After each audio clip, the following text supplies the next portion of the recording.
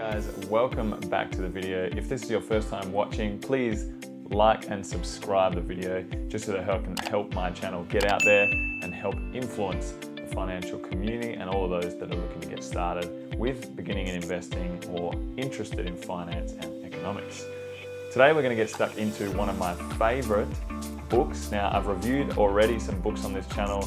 Scott Pape's one, The Barefoot Investor First and Foremost.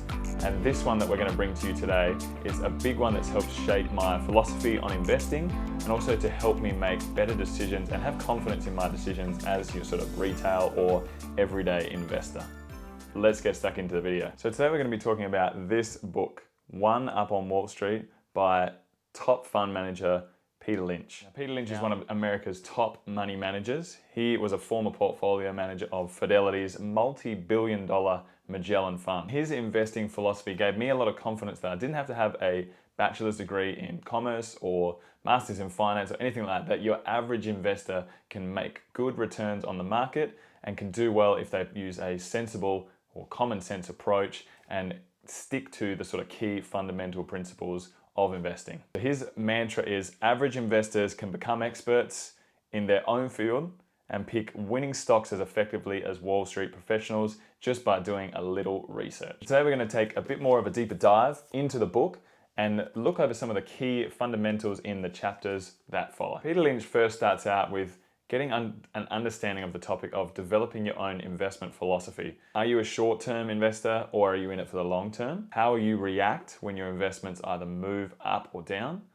And defining your own objectives and clarifying your attitudes towards the stock market in general. Now, all of these elements help you build better resolve for your time in the markets around volatility of price changes and also the media input of certain stocks that can cause frenzies in the market. He talks about what it's like inside of institutional investing and how it's better to pick stocks based on what you think, with obviously some background information and a solid thesis, versus what Wall Street might say. He goes into saying about how institutional investors have to make decisions based on what their manager above them says or what the fund owner wants out of it. So they can't just go and pick stocks, which is why you shouldn't make decisions based on what they are doing. First part of the book talks about the mirror test. He asks that the investor poses 3 questions to themselves. Do I own a house? He feels that one of the better ways to manage equity because of the decrease in that volatility and the leverage available for smaller down payments is to first and foremost have a house under your wing. Do I need the money? So don't bet your child's education fund on the market and consider your own circumstances when it comes to the money that you utilize for investing. Do I have personal qualities that will bring me success in the stock market? So Peter Lynch defines a successful market enthusiast as someone who has patience, self-reliance, common sense, a tolerance for pain, open-mindedness, detachment, and also the ability to ignore general panic amongst dire situations in the market. The next chapter he goes into is you cannot predict the stock market. People want to talk about stocks when the stock market is hot and they don't care about it when it's cold. So you shouldn't try and spend your time diving into the stock market hysteria. You should just keep to your philosophy and keep in it for the long run. There's a lot of sayings out there about stop trying to beat the market or time the market and just worry about your actual length of time that you spend in the market versus trying to get in at the best time, which ultimately, who knows when that's going to be. One of the chapters that I found most interesting, which now gets into a little bit of specifics of actually looking at stock, is called Stalking the 10-bagger. So Peter Lynch refers to a 10-bagger as something that goes 10x in price. He says the best places to look are look close to home, using your knowledge as a consumer. Now this, I thought the prime example here, which if you're an Australian viewing this on my channel, would be Afterpay. So Afterpay is one of the most talked about stocks over the last couple of years. Everyone at some point in time over the last couple of years would have heard about Afterpay in its early stages. So maybe when it just listed or even if it had been listed for a while and just not talked about as much. If you had seen that more people were using Afterpay, let's say you're a little bit older, you had friends that were using it, what's this Afterpay stuff? Or you're even older and you had kids that are like, I just bought this on Afterpay. You would have been asking yourself these questions that, what is this? And you would have been one of the first people maybe on the forefront of being able to purchase Afterpay. If you thought lots of people were buying it, their profit is going to go up, they're going to make a lot of money, or people are going to back this as well. So if you're looking for opportunities and you're positioned in a way to see them, then they will be there. So what he's saying in the book is, if you have that education or that backing of, okay, how do I actually find these stocks that are going to go up? Once I have that education, I can just keep a lookout for stocks around me, and I'm going to be poised so that when that opportunity does come around, I can take full advantage of it. Use your knowledge of your professional area or consumer habits to purchase stocks. This goes back to a saying by Warren Buffett: I don't invest in things that I don't understand. So understand what stocks you're buying, and you're going to go a long way into being able to actually fundamentally tell people, or explain to yourself even, why you actually bought that stock and ultimately why you should hold on to it for the long term. And remember that stocks are companies.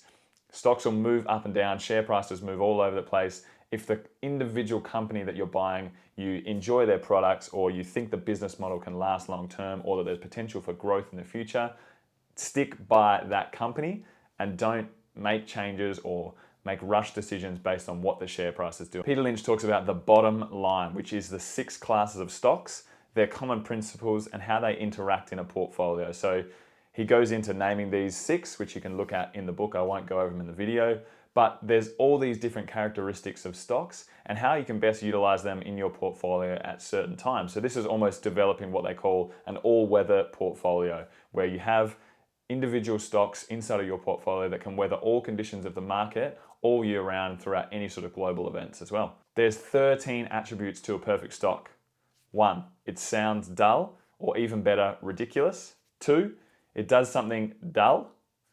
3, it does something disagreeable. So in the book, he talks about cigarette companies or waste products or anything like that. 4 is it's a spin-off. 5, the institutions don't own it and analysts don't follow it. Indicates that you're probably going to be ahead of the market when you find it. 6, the rumors around it, it's involved with toxic waste or the mafia. 7, there's something depressing about it. 8, it's a no growth industry. 9, it's got a niche. 10, people have to keep buying it no matter what. 11, it's a user of technology. 12, the insiders are buying it. 13, the company is buying back shares in its own company. All in all, this book has everything you would ultimately need to help manage your own portfolio as a retail investor.